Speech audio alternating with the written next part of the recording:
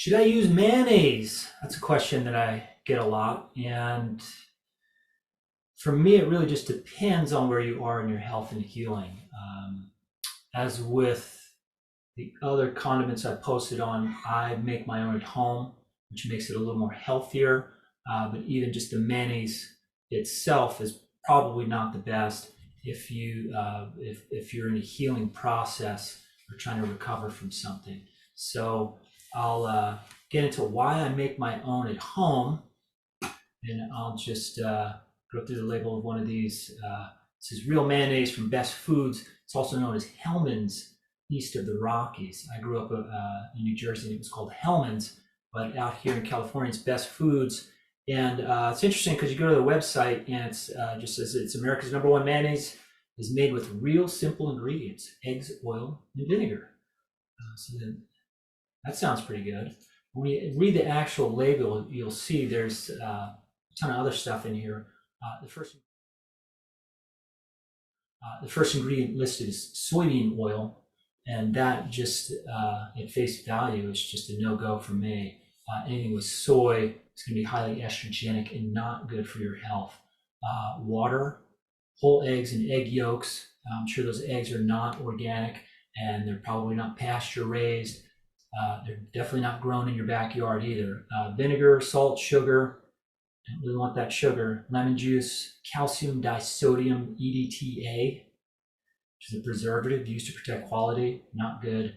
And natural flavors, and those natural flavors could be anything. So it's just a no-go. And again, there are organic versions of mayonnaise.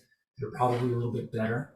So it is good, if you're going to use it, you want to step up your game, buy the organic version. It's a little bit better. For me, when I do use it, I make my own at home, and it's a little more tricky than making ketchup or mustard, but it's still easy enough. I mean, it's easier than getting in your car and driving to the store and back. Plus, you'll save the money on gas. The way it's a little bit trickier, I'll say, is, and so my friends and I laugh. We've all tried this and ended up with mayonnaise soup because there's a way that you have to add the oil in at a very slow pace.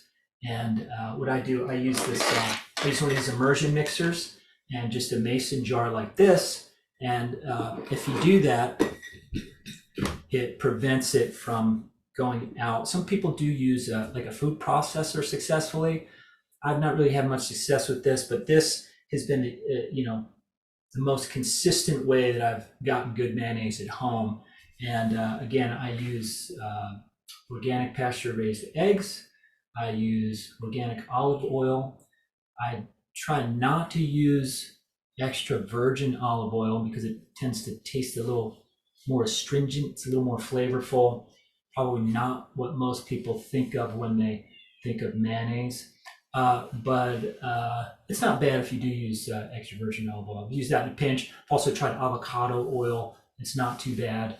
And, I use all my own organic ingredients. I'll put a couple of caraway seeds in there for a little added flavor and a little more, digestive release. And but overall, the problem with the mayonnaise is any of those oils that you do use, those oils are super refined. It's a super processed food to begin with. It's not really natural. It's not really going to help you with your healing. That being said, you got to kind of figure out where you're at in your health and healing. I do use it occasionally. My kids love it on their burgers, and they mix it with the ketchup and eat their potatoes with it or whatever. So it really just depends, and deprive my family of mayonnaise is probably not good for my relationship with them at this point.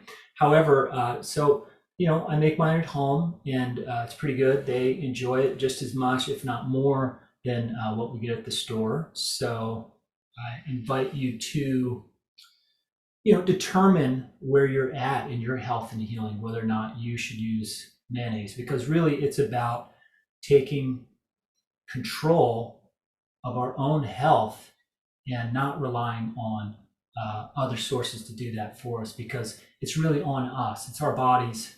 and it's on us to take care of them in whatever way.